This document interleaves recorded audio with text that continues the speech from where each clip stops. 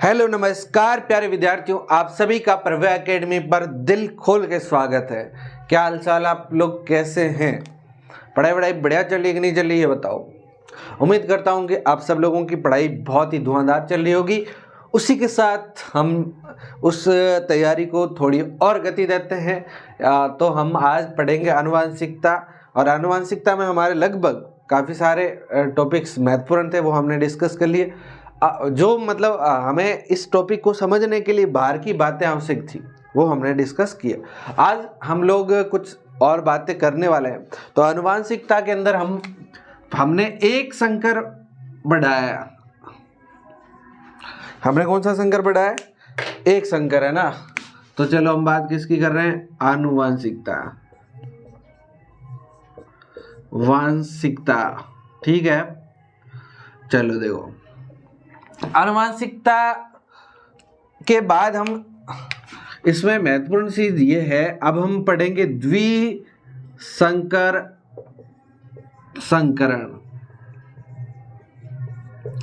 भाई मेंडल ने क्या किया, एक लंबे पौधे को लिया, एक बौने पौधे को लिया था और उसका संकरण करवाया था। वो आप लोगों ने देखा था अच्छे से। तो आज हम अभी वो क्या था, एक ही लक्षण था। मैंने बताया था एकल संकर संकरण वो होता है जिसमें सिर्फ एक ही विपर्यासी लक्षण को लिया जाता है। तो वो वहां पर हमने क्या लिया था, लंबाई ली थी। उसके आधार पे जो नियम बने वो मैं एक साथ डिस्कस करूंगा ताकि आपको समझ में आए कि क्रॉस हो कैसे रहा है और नियम कैसे बन रहा है। तो आज हम द्विसंकर संकरण की बात करेंगे। कौन सा संकर संकरण की बात करेंगे? द्विसंकर संकरण की बात करेंगे। तो इन्होंने क्या किया, द्विसंकर संकरण में कितने हम लक्षण लेते हैं? आप कहोगे सर 2 लक्षण लेते हैं, 2 विपर्यासी लक्षण लेते हैं, ठीक है। इन मेंडल ने क्या किया, 2 लक्षण लिए। बीज का रंग, एक तो क्या लिया, बीज का रंग, बीज का रंग और आकार, ये दोनों लिए। बीज का रंग और ये आकार दोनों लिए। देखो, बीज का रंग और आकार दोनों लिए। तो आपको एक बात बताता हूं, रंग जो है, रंग हरा हो सकता है और हो सकता है पीला। रंग कैसा हो सकता है? हरा हो सकता है और पीला। और जो आकार है वो झुर्रीदार हो सकता है और कैसा हो सकता है? गोल हो सकता है, ठीक है। तो यहाँ पर इन्होंने 2 तरह का एक साथ कॉम्बिनेशन बनाया जो प्रभावी है। मैं पहले आपको अलग से भाई प्रभावी लक्षण मैं बताऊंगा। प्रभावी लक्षण वे होते हैं जो F1 पीढ़ी में दिखते हैं। तो इन्होंने प्रभावियों का जोड़ा लिया, जैसे इन्होंने गोल, कैसा भाई?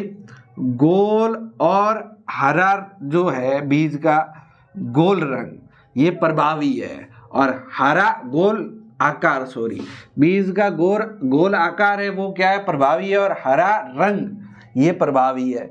और अप्रभावी कौन है? बीज का आकार तो हो जाएगा झुर्रीदार, बीज का आकार कैसा हो जाएगा? झुर्रीदार, लेकिन जो रंग है वो कैसा हो जाएगा? पीला। इसको लिखते कैसे? देखो, जहां पर हमने बड़ा टी और छोटा टी लिखा था ना, तो यहां पर आपको इसको लिखना है, गोल को तो बड़े आर से लिखना है। और जो हरा रंग है, हरे को आप लिख लो, जैसे हरा, जैसे इसमें अप्रभावी ले लो, भले जो भी है। इसको कैपिटल से ना लिखकर हम स्मॉल से लिख रहे हैं। यहाँ पर आर को स्मॉल से लिखा, जो झुर्रीदार है इसको स्मॉल से लिखा, गोल को हमने बड़े अक्षर से लिखा, बड़े आर से लिखा, ठीक। पीला जो मान लो ये प्रभावी, इसको बड़े से लिखा। ये देखो, एक बात ध्यान रखना कि ये प्रयोग करते हैं तब डिसाइड पहले से ही होता है। यहाँ पर तो अपन को थोड़ी पता चलेगा यहाँ पर कौन सा रंग आएगा पहले से ही। अगर ये मैं हटा दूं तो आप पता तो नहीं कर सकते, ये पता प्रयोगों से ही चलता है। तो प्रयोगों से हमें ये पता है कि जो एक रंग हमने हरा लिया है, ये जो है अप्रभावी है। हरा रंग जो कैसा है? अप्रभावी है। और जो ये पीला है ये प्रभावी है। तो सामान्यतः हम लोग क्या करते हैं, जो प्रभावी होता है उसको कैपिटल से लिख लेते हैं, और जो अप्रभावी होता है उसे हम क्या किससे लिख लेते हैं? उससे हम लिख लेते हैं स्मॉल से, ठीक है। अब देखो, अब क्या करना है, अब अपन को मान लो ये कोई भी इसमें से, ये जनक कह सकते हैं अपन इसको, ये कोई भी माता है इसमें और कोई भी एक पिता है। अब हम लोग क्या करते हैं, इसके युग्मक बनेंगे। इसके क्या बनेंगे? युग्मक। कैसे बनेंगे? आप कहोगे देखो, युग्मक बनने का एक ही तरीका है, एक यहाँ से आर आया और यहाँ से क्या आया, छोटा वाई, यही आ सकता है। यहाँ से मान लो, देखो इसको युग्मक बनाने का तरीका बताता हूँ, जिससे आप क्या करोगे, युग्मक आराम से बना लोगे, युग्मक आराम से बना लोगे। कभी भी युग्मक बनाने हो तो सिंपल सा तरीका है, इसमें से आप क्या करो, ये लो, इसमें से क्या करो आप, ये एक तो आर ये ले लिया, भाई साहब ये तो चल ही नहीं रहा तुम लोगों के, चलो इसमें से ये आर लिया, एक ये आर लिया, एक ये वाई लिया, तो आप कहोगे क्या बन गया, बड़ा आर छोटा वाई। अब हमने ये बड़ा आर लिया और ये छोटा वाई लिया, ये भी क्या बना, बड़ा आर छोटा वाई, हमने कहा ये 2 बार ले लिया। अब हम इसको लेते हैं बड़े आर और इस वाले वाई को लेते हैं, आप कहोगे सर छोटा वाई, इस बड़े आर और इस छोटे वाले वाई को लिया तो बड़ा आर और छोटा वाई, कुल मिला के चारों के चारों क्या बने, एक ही टाइप का बना। यानी कि कहने का मतलब ये क्या बना, सिर्फ और सिर्फ बड़ा आर और छोटा वाई, ये युग्मक बना। ये क्या बना, युग्मक बना। युग्मक जो था उसके अंदर जो गया, क्या गया, जो आपका क्या गया, जो भी गुण गया, इसे हम वैसे क्या बोल रहे थे, जीन बोल रहे थे। जीन ही क्या करता है, आपका लक्षण को निर्धारित करता है। तो यहाँ पर ये जीन गया, तो इसी तरह से यहाँ पर कौन सा जीन आएगा, आप कहोगे सर इसका मतलब इसमें एक छोटा आर आएगा, एक बड़ा वाई आएगा। ठीक है, अब देखो यहाँ पर तो क्या बड़े बड़े थे और छोटे छोटे, लेकिन यहाँ पर एक बड़ा एक छोटा, एक बड़ा एक छोटा, तो इसका क्या होगा, तो देखो इसका कुछ भी नहीं होगा, इसका कराओ क्रॉस। अब इसका क्रॉस, ये क्या है, युग्मक है, अब इसका क्रॉस करवाएंगे तो देखो इसको 2 तरह से आप लिख सकते हो, एक तो मैंने कल बताया था वैसे कराओ, या फिर इसको इस तरह से सारणी बना दो। इस तरह से क्या बनाओ आप, सारणी बनाओ। ये सारणी कैसे बनानी मैं बताता हूं। देखो यहां पर मान लो ये एक को रख लो, ऐसे लिखते हैं हम, ये नर का चिन्ह होता है, ये मादा का चिन्ह होता है। मान लो यहां पर हमने ये लिखा, एक को या आर, एक को या वाई लिखा, इसी तरह से एक को या बड़ा छोटा आर, एक को बड़ा वाई लिखा। ठीक है, अब इनको मिला, अब इनको अपन क्या करेंगे, मिलाएंगे। अब देखो वैसे तो यूं तो आप ऐसे भी लिख सकते थे, जैसे डायरेक्ट लिख लो इनको, कोई ऐसा कुछ भी नहीं करना। यहाँ पर आप इन दोनों को मिलाओगे तो एक ही तरीके से ये बनेंगे। क्या बनेंगे, ये वाला आर आएगा, ये वाला आर आएगा, और ये वाला एक पहले बड़ा वाई लिखते हैं, ये वाला बड़ा वाई और ये वाला छोटा ई, इस तरह का एक पौधा आपको मिल जाएगा। इस तरह के वैसे 4 पौधे मिलेंगे, क्योंकि हम जिस तरह से अपन अपने एकल संकर संकरण में करवाया था उसी तरह का सेम ही क्रॉस है। ठीक है, तो यहाँ पर ये जो है, इन दोनों को अपन जोड़ा तो ये हमारा इन दोनों का क्रॉस करवाया, जोड़ा मतलब क्रॉस करवाया, तो हमें प्राप्त हो गया बड़ा आर छोटा आर, बड़ा वाई छोटा वाई। आई बात समझ में, क्या प्राप्त हुआ, बड़ा आर छोटा आर ये, और बड़ा वाई और छोटा वाई। अब देखो ये है कैसा, ये बीज बना कैसा, ये गोल होगा, कैसा होगा, गोल होगा, लेकिन झुर्रीदार न होकर इसका रंग क्या होगा, पीला होगा, हरा नहीं होगा। आप कहोगे सर ऐसा क्यों, तो देखो इसका कारण ये था, मैंने पहले ही बताया पीला प्रभावी है, यहाँ पर गोल प्रभावी था, तो इसलिए ये F1 पीढ़ी है, इसमें वही लक्षण दिखता है जो क्या होता है, प्रभावी होता है। F1 पीढ़ी के अंदर आपका वही लक्षण दिखता है जो क्या होता है, प्रभावी होता है। अब यहाँ पर आपको देखो दोबारा समझने की कोशिश करो, यहाँ तक आप लोगों को अगर समझ में आ गया तो आपको ज्यादा समझने की आवश्यकता भी नहीं है। अब इन दोनों को आप इसको कैसे भी जोड़ोगे ना तो एक ही तरह का पैटर्न बनेगा, एक यहाँ से आर आएगा और यहाँ से एक ये आर आएगा, इसी तरह से यहाँ से ये छोटा वाई आएगा, उधर से बड़ा वाई, यानी कि बड़ा वाई और छोटा वाई ये बनेगा, और ये आर बड़ा है इसका मतलब ये प्रभावी बड़ा आर होता है, इसका मतलब ये गोल है, और यहाँ पर वाई बड़ा है, वाई बड़ा मतलब पीला, तो ये बीज जो होगा वो गोल और पीला होगा, गोल और कैसा होगा, पीला होगा। सिंपल बात, ये कौन सी पीढ़ी होगी? आप कहोगे सर ये F1 पीढ़ी होगी। कौन सी पीढ़ी होगी? F1 पीढ़ी होगी। ठीक है, अब देखो आगे की बात सुनो आप। आगे क्या होता है देखो, ये दोनों को आप जोड़ोगे तो ये प्राप्त हो जाएगा। ठीक है, ये सिंपल सा है।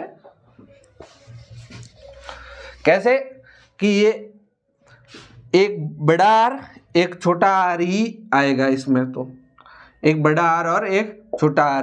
ठीक है भाई, आप मेरे को एक बात बताओ, जब हमने इनका सिंगल सिंगल क्रॉस करवाया, मान लो ये क्या होता, ये आर आर होता और ये आर छोटा आर होता, तब हम क्या करते? तो हम करते सर इसका एक आर ही आता, इसका एक आर ही आता, और इन दोनों को जोड़ते तो एक आर और एक आर आता। आ रहा था कि नहीं आ रहा था? ऐसे ही तो आ रहा था। ऐसे ऐसे बहुत सारे आते थे, लेकिन अपन अभी एक को ही लेते हैं। ठीक है, ये आ रहा था तो यही हमने ये लिखा है। इसके साथ में एक क्या था? एक वाई था, एक वाई है, और एक क्या है? ये बड़ा वाई एक छोटा वाई। अब इनका क्रॉस करवाया तो बड़ा वाई और छोटा वाई, इन दोनों को जोड़ के ही तो लिखा है। सेमी आई बात समझ में? अगर किसी को समझ में नहीं आया अभी भी तो बताओ, कमेंट करके बता देना। चलो भाई, अब हम लोगों को क्या करना है, ये जो गोल पीला हमको बीज मिला है, गोल पीला बीज मिला है, इसका हमें करवाना स्वपरागण। इसका हमें क्या करवाना? स्वपरागण। स्वपरागण का मतलब ये जो इसका बड़ा आर छोटा आर बड़ा वाई और छोटा वाई, इसके हमें फिर से युग्मक बनाने। फिर से हम युग्मक बनाते हैं। देखो युग्मक बनाना सीखो आप। युग्मक बनाते हैं तो क्या होगा? आप कहोगे सर कुछ भी नहीं। ये देखो, ये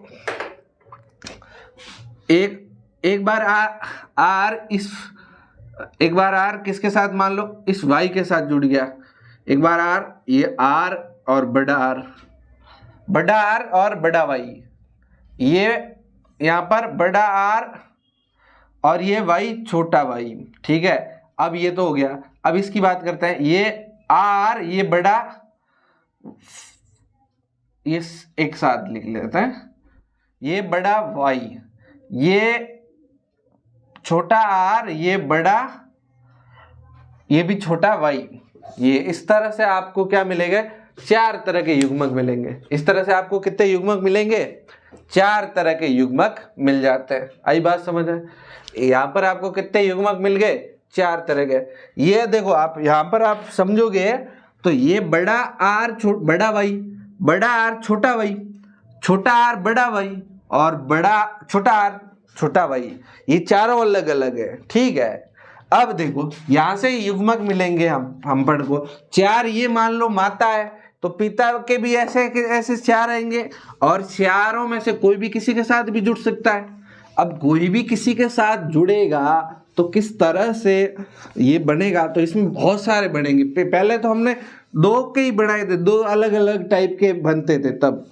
अब हमारे पास 4 अलग अलग टाइप के बनते हैं, तो बहुत सारे अलग अलग प्रकार के बीज बनेंगे। तो इसके लिए हम लोगों को क्या करना? एक बनानी सारणी, जिसमें 4 ये लिखो, इधर मान लो ये यहाँ पर लिखते हैं अपन, और एक साइड में यहाँ पर लिखते हैं। ठीक है, इस साइड में मान लो माता के लिखते हैं, इस साइड में पिता के लिखते हैं। ऐसा का ऐसे लक्षण माता के होंगे, ऐसे कैसे लक्षण क्या जीन है, या इसे अपन युग्मक कह सकते हैं। तो ये क्या बनेगा? आर वाई बड़ा वाई, बड़ा आर छोटा वाई, छोटा आर बड़ा वाई, छोटा आर बड़ा वाई और छोटा आर छोटा वाई। आप कहोगे सर यहाँ पर लिख देते अपन छोटा आर छोटा वाई। ठीक साहब, इसी तरह से अपन को यहाँ पर लिखना है। ऐसा का ऐसा आप कहोगे लिख देते हैं, कोई दिक्कत थोड़ी है। बड़ा आर बड़ा वाई, ठीक है, इसको यहाँ पर इस तरह से लाइन खींच देते हैं। एक बड़ा आर छोटा वाई, ये लिख दिया, कोई दिक्कत। बड़ा छोटा आर बड़ा वाई, और यहाँ पर एक लिख देते हैं छोटा आर छोटा ही वाई है। ठीक है, इसको वापस आप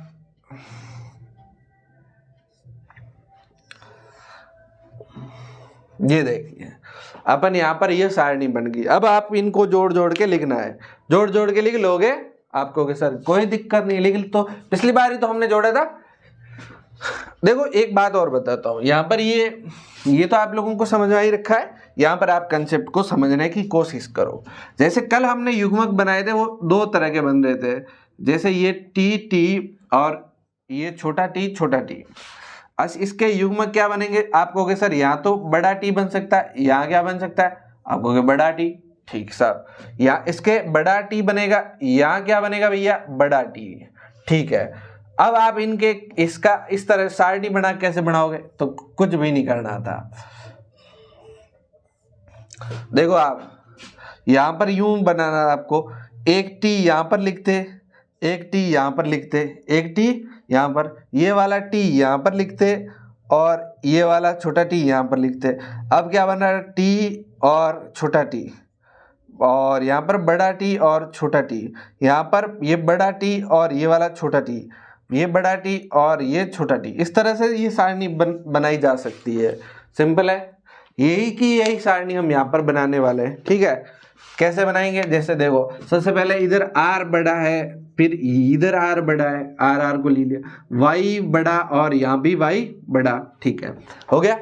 अब यहाँ पर देखो आर बड़ा और यहाँ पर भी आर बड़ा, आर बड़ा आर बड़ा, इसी को लेते चलते हैं। यहाँ पर वाई बड़ा और एक वाई छोटा, यहाँ पर आर बड़ा, यहाँ पर आर छोटा, यहाँ पर वाई बड़ा और यहाँ पर भी वाई बड़ा, यहाँ पर आर बड़ा, यहाँ आर छोटा, ये वाई बड़ा और ये वाई छोटा, तो ये बन गया, ठीक। चलो नेक्स्ट देखो, यहाँ पर इसको लेते हैं, आर बड़ा, आप कहोगे यहाँ भी बड़ा, यहाँ वाई छोटा, यहाँ वाई बड़ा, तो पहले बड़ा फिर छोटा, यहाँ आर बड़ा, यहाँ आर बड़ा, दोनों आर बड़े, यहाँ वाई छोटा, यहाँ वाई छोटा, तो दोनों छोटे लिख लो, वाई छोटा वाई छोटा, यहाँ आर बड़ा, यहाँ आर छोटा, आर बड़ा आर छोटा, यहाँ वाई जो है वो छोटा, यहाँ वाई बड़ा, तो आप लिख लो वाई बड़ा वाई छोटा।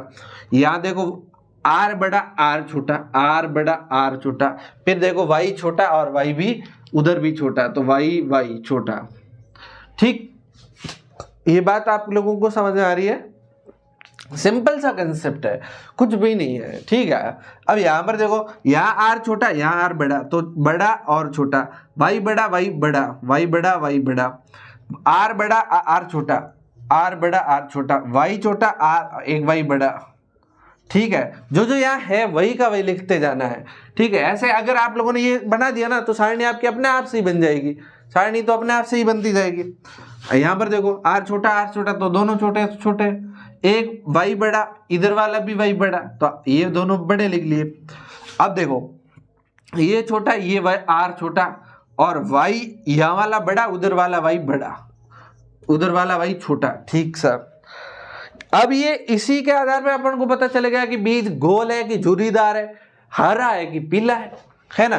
तो देखो भाई यहाँ पर आर बड़ा और यहाँ वाला छोटा, आर बड़ा छोटा वाई बड़ा और यह वाला वाई छोटा, ठीक साहब। आर बड़ा आर छोटा, आर बड़ा और एक आर छोटा, वाई और वाई छोटे छोटे वाई, छोटे छोटे वाई। अब देखो नेक्स्ट देखो, आर छोटा वाई बड़ा और इधर वाला वाई छोटा,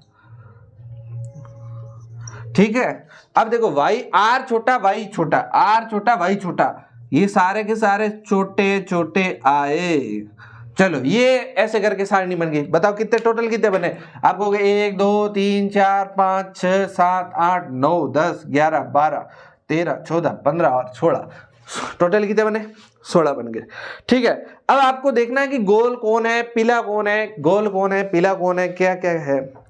तो यहाँ पर बीज कैसे कैसे बन सकते हैं मैं आपको बताता हूँ, कैसे कैसे बन सकते हैं। इसको हटाते हैं पहले, ताकि क्या अपन यहीं पे ही सारी चीजें लिखते जाएंगे, ठीक है। ये कंसेप्ट तो मैंने आपको इसलिए बताया ताकि आपको ध्यान में रहे कि ये मामला है क्या। चलो अब देखो भैया, आप यहां पर आपको इतने कैसे कैसे मिल गोल और पीले मिल सकते हैं, ये दोनों प्रभावी है, गोल पीले बीज, गोल गोल हरे भी मिल सकते हैं, फिर कहोगे झुर्रीदार पीले, और एक मिल सकता है झुर्री, जिर्री नहीं भैया, झुर्री, झुर्रीदार हरे। ये देखो, अब ये आपको कैसे दिखेंगे आपको ये बताना है। ये जो है ये आपको दिखने के आधार पे तो आप क्या बताओगे ये क्या है, तो आप कहोगे सर ये तो है लक्षण प्रारूप। ये कौन सा प्रारूप है, लक्षण प्रारूप। ठीक भाई, कोई दिक्कत, चलो भाई। अब देखो बड़ा आर कहीं भी आया है तो वो गोल बीज होगा, और बड़ा वाई आया है तो गोल पीला होगा। बड़ा आर और आप कहोगे बड़ा आर और बड़ा वाई, एक तो ये बड़ा आर, दोनों बड़े आर और ये बड़ा एक वाई, तो भी ये भी गोल पीला होगा। यहां पर देखो भाई, बड़ा आर और दो बड़े वाई गोल पीला, बड़ा आर और बड़ा वाई गोल पीला, बड़ा आर बड़ा वाई गोल पीला, बड़ा आर यहाँ नहीं है, ये नहीं है क्योंकि वाई छोटे आ गए, चलो इसको छोड़ो। बड़ा आर बड़ा वाई गोल पीला, बड़ा आर छोटा बड़े, ये वाई छोटे हो गए। यहाँ देखो बड़ा आर बड़े वाई, ये फिक्स है गोल पीले। इसी तरह से बड़ा आर, यहाँ पर भी बड़ा वाई गोल पीले, ये छोटा आर छोड़ो, छोटा आर छोड़ो, बड़ा आर बड़ा वाई ये गोल पीले, बड़ा आर छोटा वाई छोड़ो, बड़ा छोटा आर छोटा वाई बड़ा है लेकिन कोई काम का नहीं है, छोटे आर कोई काम का नहीं है। ये इतने सारे क्या होंगे, गोल पीले होंगे। गोल पीले होंगे तो गिनो कितने, एक, ये दो, ये तीन, ये चार, ये पांच, ये छह, ये सात, ये आठ और ये 9। इसका मतलब ये टोटल कितने होंगे, ये टोटल 16 में से 9 होंगे भैया। कितने होंगे, 9 हो जाएंगे। क्लियर बात। गोल हरे की बात, गोल हरा में क्या होगा कि आर, जो आर तो है वो बड़ा होगा लेकिन वाई जो है सारे के सारे छोटे होंगे। गिन लेते हैं, तो गिन दो भाई, गिनते हैं। तो देखो गिनो, बट इसमें तो कोई है ही नहीं, बड़ा आर और दोनों छोटे भाई, एक इस पे क्या करते हैं, 2 निशान लगाते हैं, एक और बड़ा आर और ये छोटे भाई 2, और इसमें ये हो गया, ये हो गया आर छोटा, फिर इधर ये आर छोटा बड़ा और ये छोटे भाई, और ये आर छोटा, ये आर छोटा। कुल मिला के डबल वाले कितने हो गए, 1, 2 और 3। इसका मतलब गोल हरे कितने बीज मिलेंगे, 3। 16 में से कितने बीज हरे और गोल मिलेंगे, 3। ठीक है। अब यहां देखते हैं झुर्रीदार पीला। झुर्रीदार पीले में क्या होना चाहिए, दोनों के दोनों आर छोटे होने चाहिए, दोनों के दोनों आर छोटे, दोनों के दोनों आर छोटे।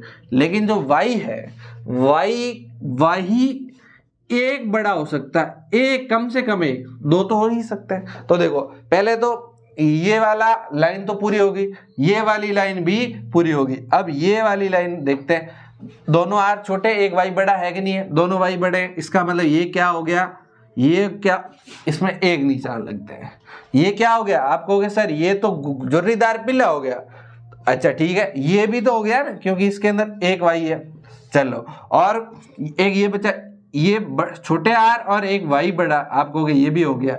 और ये छोटे आर तो है लेकिन वाई दोनों छोटे, एक भी बड़ा नहीं है। इसका मतलब ये कितने हो गए, आप कहोगे सर एक ये 2 और एक ये 3, टोटल कितने, ये कितने हो गए, 4 नहीं है ये भैया, ध्यान रखना, ये 4 नहीं था, ये वाई था। तो यहाँ पर ये टोटल कितने, 16 में से 3 आ गए। 16 में से कितने आ गए, 3 आ गए। अब हम बात करेंगे झुर्रीदार हरा। झुर्रीदार हरा का मतलब ये अपर वाई आर छोटे और वाई भी छोटे, तो ऐसा हमें वैसे भी एक ही पीछे रहा है, तो ये हमारा कौन सा हो जाएगा, ये हमारा एक झुर्रीदार हरा हो जाएगा। तो ये हम कितना लिखेंगे, 1।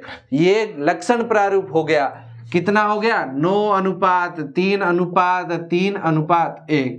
ये पूछा जाएगा लेकिन इसका जीन प्रारूप आपकी बुक में न दिया हुआ है, न पूछा जाएगा, आपको याद रखने की जरूरत नहीं। क्लियर बात, आपको याद रखने की जरूरत नहीं। ये बात आप लोगों को अगर बेटा समझ में आ गई है तो ये मेंडल पूरा आपको समझ में आ गया।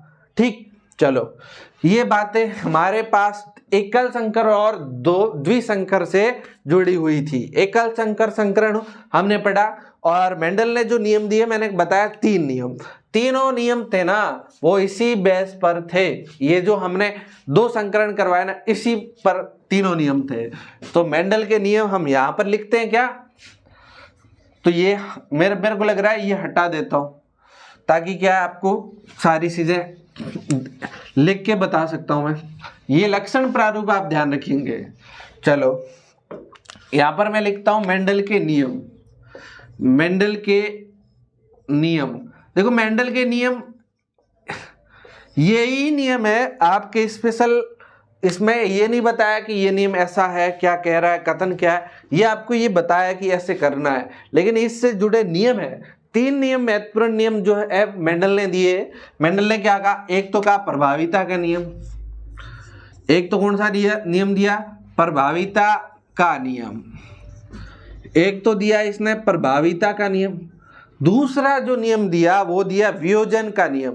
कौन सा, वियोजन का नियम या युग्मकों की शुद्धता का नियम कहते हैं, युग्मकों की शुद्धता का नियम, शुद्धता का नियम बहुत ही सिंपल है। एक है स्वतंत्र अपव्यूहन का नियम। अब देखो इनकी क्या कहानी है, देखो सुनो, बहुत ही सिंपल सा है। ये दोनों नियम एकल संकर पर आधारित है। किस पे, एकल, और ये जो है द्विसंकर पर आधारित है। द्वि पर है यानी कि ये हमने किया ना इस पे बेस पे। चलो पहले ये देखो, पहला नियम प्रभाविता का नियम सिंपल सा था। जब हमने एकल संकर संकरण करवाया तो हमने F1PD देखी, तो हमने देखो 2 लक्षण लिए थे। 2 लक्षण एक ही जोड़ी के एक ही गुण के 2 विपर्यासी लक्षण थे। एक लक्षण ये बताता कि वो लंबा हो सकता है, एक ये था एक पौधा बोना था, तो उन एक पौधा लंबा लिया, एक पौधा हमने बोना लिया, तो हमारे को जो पौधा प्राप्त हुआ वो कैसा हुआ था, आपको कैसा, लंबा हुआ। तो हमें ये बात समझ में आ गई, मेंडल ने ये कहा प्रभाविता का नियम कि एक लक्षण जो होता है वो प्रभावी होता है, एक लक्षण जो होता है वो प्रभावी होता है, जिसका एक जिन भी होगा ना और दूसरे का एक जिन होगा तो वो उसको इफेक्ट नहीं करने देगा, उसको प्रभावी नहीं बनने देगा। यानी कि अगर कोई बोना का जिन है तो बोना का जिन चुपचाप पड़ा रहेगा, उस पर कौन प्रभावी होगा, उस पर लंबा प्रभावी होगा। ठीक है, ये प्रभाविता का नियम। ठीक है, उसके बाद हमने क्या किया, उसी F1PD का हमने 100 परागण करवाया, और जब हमने 100 परागण करवाया तो हमने ये देखा क्या कि जो उसके बाद F2PD मिली हमें, वहां पर वापस बोना पौधा आ गया, वहां पर वापस था वो बोना पौधा वापस आया कि नहीं आया था, आपको सर आया था। तो यहां पर मेंडल ने ये कहा कि ये युग्मकों की शुद्धता का नियम है, यानी कि जो युग्मक है ना वो कहीं भी जाएंगे, किसी भी पौधे में रहेंगे, वो अपने आप में शुद्ध रहेंगे। यानी कि कहने का मतलब ये था कि अगर उनके जो जनक थे उससे F1PD के अंदर कौन आया, बोना पौधे का लक्षण आया, जीन आया, युग्मक आया, इसे हम क्या कह सकते हैं, युग्मक या जीन कह सकते हैं। जीन आया बोने वाला, बोने का जीन आया या युग्मक आया, वो युग्मक F1PD में था तो सही लेकिन दिखा नहीं तो कोई बात नहीं, लेकिन वो वहां चुपचाप बैठा रहा एकदम शुद्ध रूप से। लेकिन जैसे F2PD बनी वहां पर ये अपने आप दिख गया। तो ये इसने मेंडल ने कहा कि युग्मक हमेशा शुद्ध रहता है। ये स्वतंत्रता अपव्यूहन का नियम ये इसी बेस पर आधारित है। इसमें ये कह रहा है कि हम गोल और दो लक्षण या 2 लक्षण अगर हम साथ में क्रॉस करवाते हैं तो ये जीन होते हैं ना, जैसे मान के चलो एक तो फूल का हमने बीज का हमने क्या लिया, रंग, और एक हमने क्या लिया, आकार। ये दोनों जो जीन थे वो अलग थे, दोनों जीन थे, एक आर था, एक क्या था, वाई था, ये दोनों जीन अलग थे। लेकिन मेंडल ने देखा कि भाई ये किसी को प्रभावित नहीं करते, ये ये जीन जैसे देखो आर जो जीन है ना वो अपने आप में स्वतंत्र है और वाई जीन जो है वो अपने आप में क्या है, स्वतंत्र है। तो ये एक दूसरे से क्या होते हैं, स्वतंत्र होते हैं, साथ में होते हुए भी क्या होते हैं, स्वतंत्र होते हैं। क्लियर बात। इसी के साथ ये आपके मेंडल के नियम होते हैं समाप्त। ठीक है, मैंने शुरू में ही आपको ये बता दिया, क्या बता दिया था आप कहोगे सर, मैंने बताया एक थी कोशिका, कोशिका के अंदर था केंद्र, केंद्र के अंदर था डीएनए, डीएनए में जीन थे, जीन या क्या कह सकते हैं गुणसूत्र थे, ये बताया मैंने, गुणसूत्र थे। और जो गुणसूत्र थे ना, गुणसूत्र थे वो ही क्या करते हैं, और यहाँ पर प्रोटीन भी होती है भाई, ये यहाँ पर गुणसूत्र थे, गुणसूत्र में ही आपका क्या था, डीएनए, सॉरी उल्टा बता दिया, गुणसूत्र थे और गुणसूत्र में डीएनए था, डीएनए में प्रोटीन थी और प्रोटीन क्या करता था, संरचना बना रही थी, प्रोटीन संरचना बना रही थी। ठीक है साहब, प्रोटीन जब संरचना बना रही थी शरीर की, शरीर का निर्माण कर रहा था, तो जो गुणसूत्र होते हैं वो फिक्स होते हैं। ये जब क्या होता है, जब मैंने बताया कि माता और पिता दोनों से गुणसूत्र आते हैं। जैसे हम बात करें लंबाई क्या, तो हमने देखा ना पहले, लंबाई की बात करें तो लंबाई में ये लंबाई की बात करें, बोना हो चाहे कुछ भी हो, ये मान लो पिता है, ये मान लो माता है, तो यहां से लंबाई का गुणसूत्र एक टी आएगा, इधर से भी एक छोटा टी आएगा। कहने का मतलब ये है कि लंबाई के दो गुणसूत्र, एक तो मम्मी से आता है, एक पापा से आता है, एक मम्मी से आता है, एक पापा से आता है। तो क्या होता है, तो ये होता है कि दोनों में से दिखेगा एक ही, लेकिन आएंगे दोनों ही मम्मी से। कहने का मतलब आपके हर एक गुण के जो लक्षण है, जो आप दिखते हो, उसमें से एक जो दो तरह के आपके गुण आए, एक तो मम्मी से आया, एक पापा से आया। आपका रंग का हो, चाहे आपके नाक का हो, चाहे कानों का हो, सब तरह के गुण दोनों आए, मम्मी से भी आए, पापा से भी आए, लेकिन दिखेगा कौन, वो बाद की बात है। ठीक है, इसलिए जैसे ही यहाँ पर युग्मक बनते हैं ना, तो गुणसूत्रों की संख्या हमेशा आधी हो जाती है। गुणसूत्रों की संख्या कितनी हो जाती है, आधी हो जाती है। बात समझ में आई, गुणसूत्रों की संख्या आधी होगी। यहाँ पर मान लो, यहाँ पर क्या बना, टी, और यहाँ पर क्या बना, ये टी। ये युग्मक जब हमने बनाए तो युग्मक आधे हो जाते हैं, फिर जैसे ये वापस जुड़ते हैं तो वापस ये डबल हो जाते हैं, माने कि बराबर हो जाते हैं। आई बात समझ में, ये बात ही जो है वो मैं आपको बताने वाला था। ठीक है, इसी के आधार पर आपका क्या होता है, लिंग का निर्धारण होता है। इसी के आधार पर इसमें से देखो, जैसे मान लो मानव की बात करें तो मानव में कितने गुणसूत्र होते हैं, 46। कितने होते हैं, 46। 46 में से 44 तो ऐसे ही कायिक गुणसूत्र कह सकते हैं, लेकिन 2 गुणसूत्र ऐसे होते हैं जिसे हम क्या कहते हैं, गुणसूत्र, जिसे हम क्या कहते हैं, लिंग गुणसूत्र कहते हैं। और लिंग गुणसूत्र जो होते हैं, लिंग गुणसूत्र होते हैं, ये 2 गुणसूत्र लिंग गुणसूत्र होता है, ये लिंग का निर्धारण करेंगे, बाकी आपके शरीर की संरचना का निर्धारण करेंगे। तो लिंग निर्धारण कैसे होता है अगली क्लास में पढ़ेंगे। आज हम इतना ही पढ़ते हैं, काफी सारी बातें हमने कर ली है। आपको किसी तरह का कोई डाउट रहता है तो आप कमेंट करके जरूर पूछिएगा, और हम आपके लिए हर तरह से आपके सहयोग के लिए तैयार हैं। थैंक यू, मिलते हैं नए वीडियो में, तब तक के लिए बाय बाय, टेक केयर, ख्याल रखिए और मस्त पढ़ाई करिए। Thank you.